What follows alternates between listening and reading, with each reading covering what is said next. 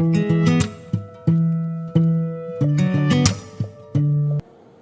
बच्चों अब हम इस चैप्टर में कुछ और क्वेश्चंस के बारे में बात करते हैं। ये कुछ स्पेशल क्वेश्चंस भी हैं और इंपॉर्टेंट क्वेश्चंस भी हैं, तो इन क्वेश्चंस को आप ध्यान से देखिएगा। जैसा कि ये क्वेश्चन आपके सामने है, ये एक्सरसाइज 3.5 का क्वेश्चन नंबर 2 भी है। आप चाहे तो बुक से देख सकते हैं इस क्वेश्चन को। इस क्वेश्चन में आपको ए और बी की वैल्यू निकालने के लिए बोला गया है। क्या बोला गया है? देखो, आपको इस क्वेश्चन में ए और बी की वैल्यू निकालने के लिए बोला गया है, फाइंड करने के लिए बोला गया है। जब पहले से ही दे रखा है कि आपकी जो इक्वेशंस है उसका जो सॉल्यूशन है वो कैसा है, इनफाइनाइट नंबर ऑफ सॉल्यूशंस है। मतलब मैनी सॉल्यूशन की कंडीशन आपको पहले से ही दे रखी है, infinitely many number of solution की कंडीशन आपको पहले से ही दे रखी है। बताया है कि आपको इस जो इक्वेशन आपको दी गई है इसका सॉल्यूशन कैसा है, इनफाइनाइट नंबर ऑफ सॉल्यूशंस है। इसको हिंदी में क्या बोलते हैं, अनंत हल। इनफाइनाइट नंबर ऑफ सॉल्यूशन को हिंदी में क्या बोलते हैं, अनंत हल। तो जब ये इक्वेशंस पहले से ही क्या दी हुई है, इनफाइनाइट नंबर ऑफ सॉल्यूशन की कंडीशन में दी गई है, तो आपको ए और बी की वैल्यू फाइंड करनी है। जैसा कि मैंने आपको बताया था कि जब यूनिक सॉल्यूशन की कंडीशन होती है तभी एक्स और वाई की वैल्यू आप फाइंड कर सकते हैं। मैंने बताया था ना आपको, और ये बात बिल्कुल सही है कि जब यूनिक सॉल्यूशन की कंडीशन होती है तभी आप एक्स और वाई की वैल्यू फाइंड करते हैं। तो हमें यहाँ पर एक्स और वाई की वैल्यू फाइंड नहीं करनी है, हमें किसकी वैल्यू फाइंड करनी है, ए और बी की वैल्यू फाइंड करनी है। और ए और बी कहाँ है, आप देखो एक्स के साथ में लिखे हुए हैं ए और बी, है ना, वाई के साथ में लिखे हुए हैं यहाँ पे। तो आपको समझ में आया, यहाँ पर आपको एक्स और वाई की वैल्यू फाइंड नहीं करनी है, आपको यहाँ पर आपको ए और बी की वैल्यू फाइंड करनी है। और आप हमेशा इस चीज को ध्यान रखें कि कभी भी आपको क्वेश्चन में दे रखा होगा कि सॉल्यूशन आपका इनफाइनाइट नंबर ऑफ सॉल्यूशन है या सॉल्यूशन आपका नो सॉल्यूशन है। क्या कि अगर सॉल्यूशन आपका इनफाइनाइट नंबर ऑफ सॉल्यूशन है या सॉल्यूशन आपका नो सॉल्यूशन है, ठीक है, तो कभी आपको एक्स और वाई की वैल्यू नहीं निकालनी होगी, कभी आपको इन वाले एक्स और इस वाले वाई की वैल्यू नहीं निकालनी होगी। हमेशा आपको कुछ ना कुछ दिया जाएगा, जैसे यहाँ पे ए और बी दिया गया है, हो सकता है के दे दिया जाए, हो सकता है कुछ और दे दिया जाए, हमेशा कुछ और दिया जाएगा आपको निकालने के लिए। क्लियर है? तो देखते हैं कि इस तरह के क्वेश्चंस को हम कैसे सॉल्व करते हैं। ठीक है, तो सबसे पहले जब भी इस तरीके का कोई क्वेश्चन आएगा, जैसे मैंने आपको पहले ही बताया कि इनफाइनाइट नंबर ऑफ सॉल्यूशन का कंडीशन आए या यूनिक सॉल्यूशन का कंडीशन आए या नो सॉल्यूशन का कंडीशन आए या क्रॉस मल्टीप्लिकेशन मेथड आए, तो जो भी बराबर के उस तरफ है, जैसे यहाँ बराबर के 7 है, यहाँ बराबर के इस तरफ क्या है 3a प्लस b है, इन सबको आप पहले इस तरफ लेके आएंगे। किस तरफ लेके आएंगे, इस तरफ लेके आएंगे। तो जैसे ये 2x लिखा हुआ है, ये 3y लिखा है ना, तो जब 7 बराबर के इस तरफ आएगा तो किसका हो जाएगा, माइनस का हो जाएगा। तो यहाँ क्या बचेगा, 0। क्लियर है? उसी तरीके से a माइनस बी अपनी जगह पे लिखा हुआ है, ऐसे ही a प्लस बी अपनी जगह पे लिखा हुआ है, y अपनी जगह पे लिखा हुआ है, और इस पूरे को आप इस तरफ लेके आएंगे तो आप मान लो ये पूरा एक ही नंबर है ना, आप ये मान लो कि पूरा एक ही नंबर है। जब आप इसको इस तरफ लेके आएंगे तो ये पूरा किसका हो जाएगा, माइनस का हो जाएगा, है ना। कोई दिक्कत तो नहीं है भाई, इस पूरे को मैंने एक मान लिया, जब ये पूरा इधर आया तो इस पूरे के बाहर मैंने क्या लगा दिया, माइनस का साइन लगा दिया। क्लियर है? ये प्लस का इधर आया किसका हो गया, माइनस का हो गया। अब आप क्या करते हैं, अब आप a1 b1 c1 की वैल्यू निकालते हैं, a2 b2 c2 की वैल्यू निकालते हैं। तो कैसे निकालेंगे, a1 की वैल्यू क्या होती है, जो x के साथ में लिखा होता है, तो x के साथ में क्या लिखा हुआ है, 2 लिखा हुआ है, तो क्या वैल्यू होगी इसकी, 2 वैल्यू होगी। b1 की वैल्यू कितनी होगी, 3 होगी, और c1 की वैल्यू कितनी होगी आपकी, -7 होगी, है ना। जो x के साथ में लिखा होता है उसको a1 बोलते हैं, जो y के साथ में लिखा होता है उसको b1 बोलते हैं, जो अकेला लिखा होता है उसको c1 बोलते हैं। इसी तरीके से अगर आप a2 की वैल्यू फाइंड करेंगे तो क्या होगा, a माइनस बी। अब देखिए a माइनस बी क्यों हुआ, क्योंकि देखो नीचे वाली इक्वेशन में x के साथ में लिखा हुआ है ना। इस वाली इक्वेशन को आप इक्वेशन नंबर फर्स्ट नाम दे दो, इसको इक्वेशन नंबर सेकंड नाम दे दो, अगर कंफ्यूजन हो रहा है तो a माइनस बी a2 की वैल्यू हो गई। ऐसे ही अगर आप b2 की वैल्यू देखोगे तो क्या हो जाएगी, a प्लस बी हो जाएगी, है ना। और अगर आप c2 की वैल्यू देखोगे तो कितनी हो जाएगी आपकी, -3a प्लस बी माइनस का 2। कोई दिक्कत नहीं है। अब जैसा कि आपको क्वेश्चन में बोला गया है कि सॉल्यूशन कैसा है, इनफाइनाइट नंबर ऑफ सॉल्यूशंस है, तो आपको कंडीशंस याद होनी चाहिए कि अगर क्वेश्चन में इनफाइनाइट नंबर ऑफ सॉल्यूशंस बोला गया है तो आपको पता होना चाहिए कि इसकी कंडीशन क्या होती है, कि a1/a2 equal to b1/b2 is equal to c1/c2 किसी कंडीशन होती है, इनफाइनाइट नंबर ऑफ सॉल्यूशन की कंडीशन होती है, ये आपको याद होना चाहिए।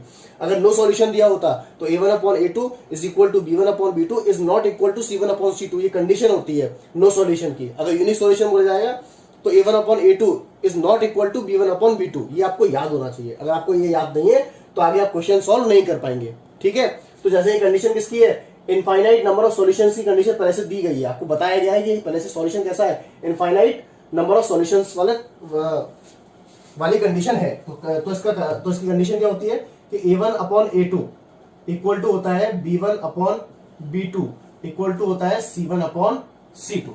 ठीक है, ये कंडीशन होती है किसकी, इनफाइनाइट नंबर ऑफ सॉल्यूशंस की कंडीशन होती है। अनंत हल की कंडीशन होती है ये वाली, ठीक है। इसको मैनी सॉल्यूशंस भी बोलते हैं ना, तो कंफ्यूज मत करना। तो अब a1 की जगह क्या लिख दूं मैं, a1 की जगह लिख दूं 2, ठीक है।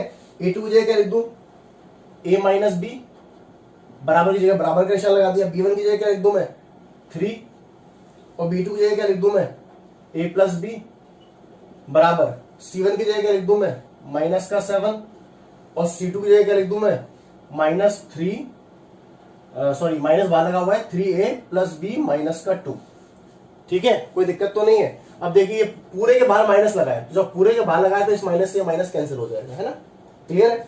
तो अब देखिए आप यहां लिखा हुआ है 2 अपॉन ए माइनस बी, यहां लिखा हुआ है 3 अपॉन ए प्लस बी, और ये लिखा है 7 upon 3a plus B minus का 2।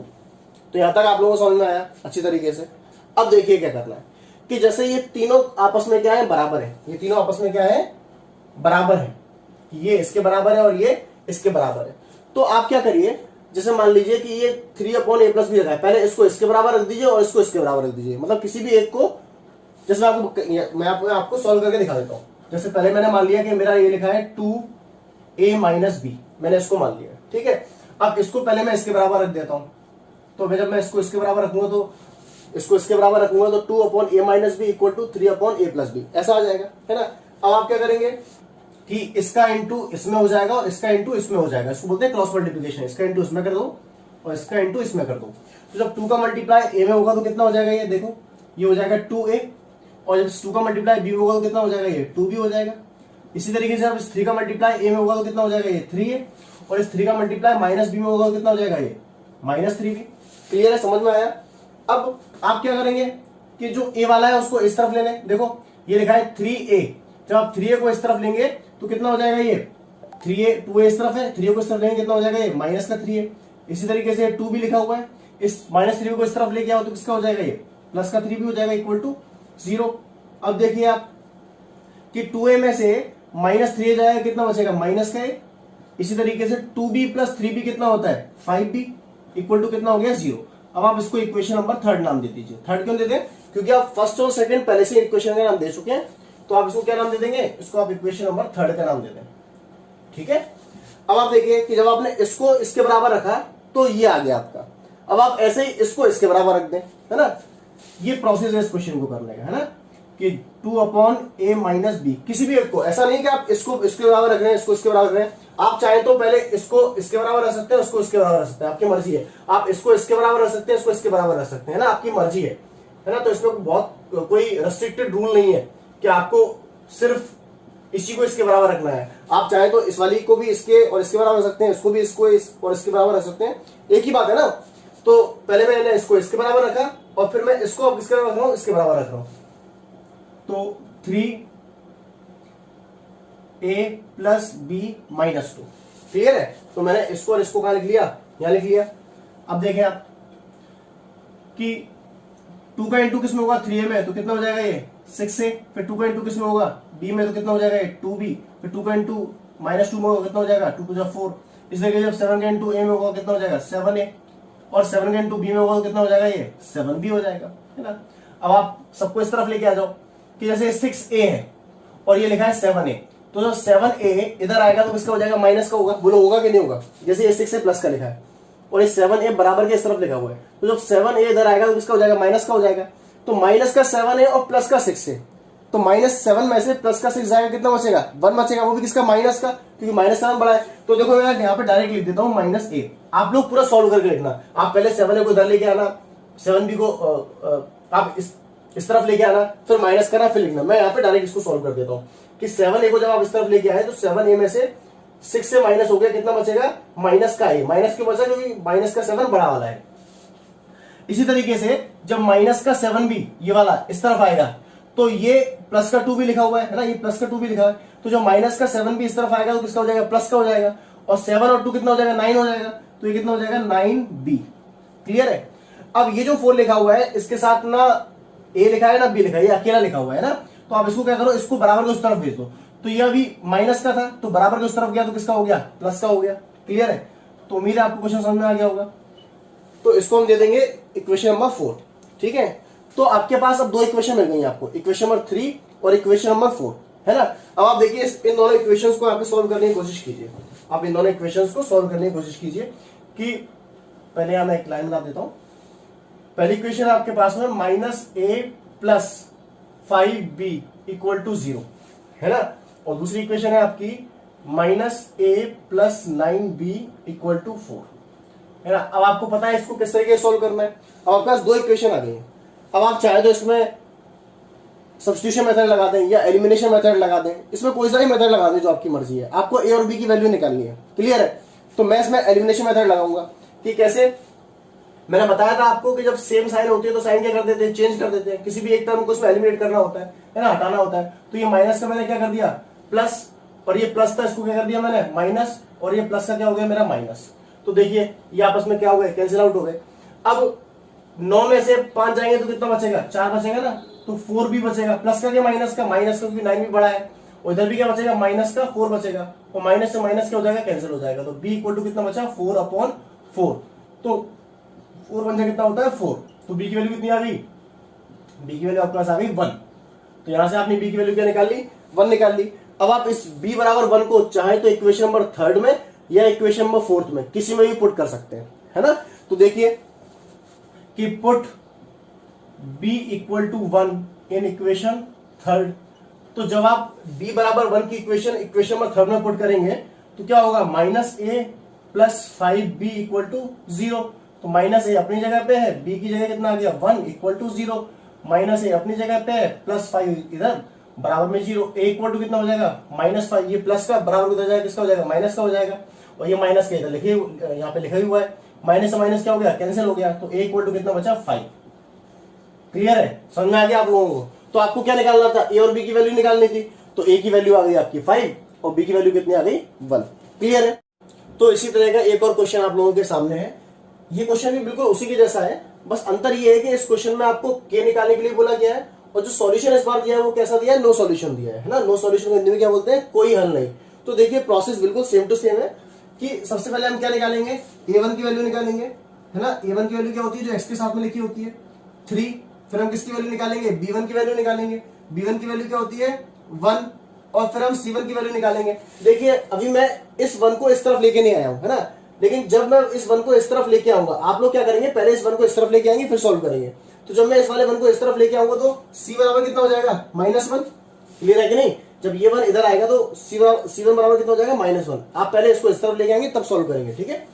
इसी तरीके से a2 की वैल्यू कितनी होगी 2k -1, और b2 की वैल्यू कितनी होगी k -1, जो इस वाले y के साथ लिखा हुआ है, और c2 की वैल्यू कितनी होगी। देखिए अब ये पूरा भी किस तरफ जाएगा, उस तरफ जाएगा। मैं इस पूरे को 1 मान लेता हूं, तो जब ये इस तरफ जाएगा तो ये पूरा किसका हो जाएगा, माइनस का हो जाएगा। तो ये हो जाएगा 2k + 1, है ना। इस पूरे को मैंने ब्रैकेट में मान लिया, इसको इस तरफ भेजा तो बाहर किसका निशान लगा दिया, माइनस का निशान लगा दिया। पहले आप लोग इन दोनों को इस तरफ लेके आना, उसके बाद फिर a1 b1 c1 और a2 b2 c2 की वैल्यू निकालना, ठीक है। तो अब कंडीशन कौन सी है, नो सॉल्यूशन की कंडीशन है, क्वेश्चन में ऑलरेडी दे रखा है। आप लोगों को पता होना चाहिए कि नो सॉल्यूशन की कंडीशन कौन सी होती है। कौन सी होती है कि a1/a2 ये बराबर होता है और बराबर नहीं होता है c1/c2 के। तो a1/a2 is equal to b1/b2 is not equal to c1/c2। Clear है, समझ में आया। अब आप a1 की जगह a1 की वैल्यू पुट कर दीजिए, है ना। a2 की जगह कितना वैल्यू पुट कर देंगे 2k -1। इसी तरीके से b1 की वैल्यू 1 है, b2 की वैल्यू कितनी है k -1। इसी तरीके से c1 की वैल्यू है -1 और c2 की वैल्यू कितनी है, माइनस बाहर लगा हुआ है 2k + 1। तो इस माइनस से ये माइनस क्या हो गया, कैंसिल हो गया ऊपर नीचे। क्लियर है। तो आप देखिए क्या बच रहा है आपका बच रहा है कि 3/2k - 1 इक्वल टू, ये लिखा है 1/k - 1, और बराबर नहीं है, नॉट इक्वल टू का निशान है, ये होता है 1/2k + 1। क्लियर है। अब देखिए प्रोसेस वही सेम टू सेम है। मैंने क्या बोला था, किसी भी एक को मान के पहले मैं इसको इसके बराबर रख लेता हूं, फिर मैं इसको इसके बराबर रख लेता हूं, ठीक है। देखिए किस तरीके से करेंगे कि 3/2k - 1, ये पहले मैंने 1/k - 1 के बराबर रख दिया, ठीक है। तो अब आप देखिए कि इसका मल्टीप्लाई किसमें हो जाएगा, इसमें हो जाएगा, क्रॉस मल्टीप्लाई, इसका मल्टीप्लाई इसमें, इसका मल्टीप्लाई इसमें। तो 3 का मल्टीप्लाई पहले k में होगा तो कितना हो जाएगा ये 3k, फिर 3 का मल्टीप्लाई -1 में होगा तो कितना हो जाएगा ये -3। इसी तरीके से 1 का मल्टीप्लाई 2k में होगा तो कितना होगा ये 2k, और -1 का मल्टीप्लाई 1 में होगा तो कितना हो जाएगा ये -1। क्लियर है। अब देखिए फिर से कि 3k की जगह 3k लिखा हुआ है, अब ये 2k इस तरफ आएगा तो किसका हो जाएगा, माइनस का हो जाएगा, है ना।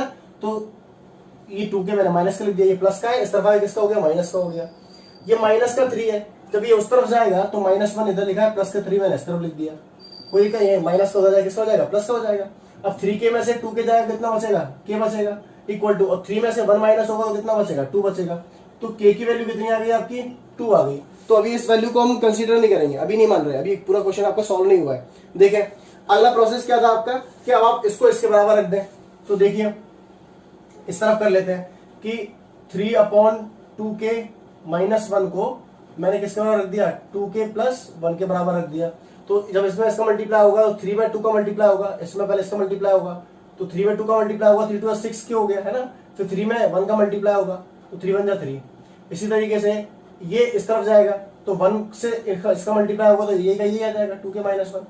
अब k वाली वैल्यू, अच्छा ये बराबर, ये बीच में ध्यान रखना है किसका निशान है, नॉट इक्वल टू का निशान है ना, ये बीच में किसका निशान है, नॉट इक्वल टू का निशान है, क्योंकि ये और ये आपस में बराबर नहीं है, ये और ये आपस में क्या है, नॉट इक्वल टू का निशान है, देखो बीच में, है ना। तो जब ये 2k इधर आएगा तो किसका हो जाएगा, माइनस का हो जाएगा। तो 6 के अपने पास पहले से लिखा है, 2k किसका हो गया, माइनस का, और -3 यहाँ तो पहले से लिखा हुआ है, और जब ये 3 उधर जाएगा किसका हो जाएगा, माइनस का। तो 6 में से 2 जाएगा कितना बचेगा, 4, 6 में से 2 जाएगा कितना बचेगा, 4k is not equal to -4। तो k इक्वल टू कितना हो गया, ये हो गया आपका -4/4। k इक्वल टू कितना हो गया, k is not equal to, sorry, कितना बचेगा, 4 1 4, तो कितना होता है ये -1। तो k is not equal to -1। तो आपका फाइनली आंसर क्या है, फाइनल आंसर है आपका 2, कि k की वैल्यू क्या निकलेगी आपकी, 2 निकलेगी, क्योंकि k is not equal to क्या है, -1 है। क्लियर समझ में आया आपको।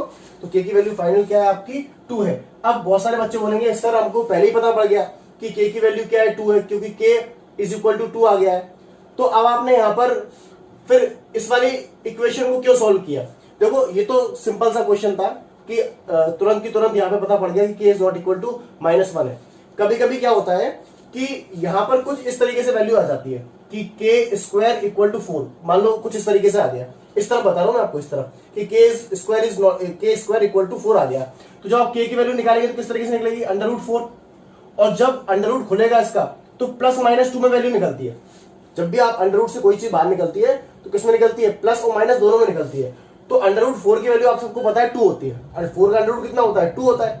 तो जब 2 बाहर निकलेगा तो प्लस और माइनस दोनों लेके निकलता है। तो मतलब इसकी 2 वैल्यू हो गई, इसकी वैल्यू +2 भी है और इसकी वैल्यू -2 भी है। फिर हमको क्या करना पड़ता है, फिर हमको ये वाली वैल्यू यहाँ पे निकालनी पड़ती है, समझ रहे हैं। अब यहाँ पर मान लो आ जाता है आपका k is not equal to 2, यहाँ पर क्या आ जाता, मान लो यहाँ पे क्या आ जाता आपका, यहाँ पर आ जाता आपका k is not equal to 2। तो आप समझ जाते कि k किसके बराबर नहीं है, 2 के बराबर नहीं है। क्या समझ जाते कि k 2 के बराबर नहीं है, तो फिर आप क्या बोलते कि यहाँ पर k 2 के बराबर नहीं है, तो k की वैल्यू कितनी होती है, -2। मान लो अगर यहाँ पर आ जाता कि k is not equal to -2, तो आप समझ जाते कि k किसके बराबर नहीं है, -2 के बराबर नहीं है। तो आप इस वाली वैल्यू को क्या कर देते, कैंसिल कर देते, तो आपकी वैल्यू क्या हो जाती, +2। तो समझ में आ गया कि ये वाला पार्ट हम क्यों निकालते हैं, ये वाला पार्ट हम इसलिए निकालते हैं। तो कभी भी एग्जाम में आप दोनों चीजें करके आएंगे। फिलहाल यहाँ पर जो k की वैल्यू कितनी है, k की वैल्यू आपकी 2 है, ठीक है, समझ में आया आपको।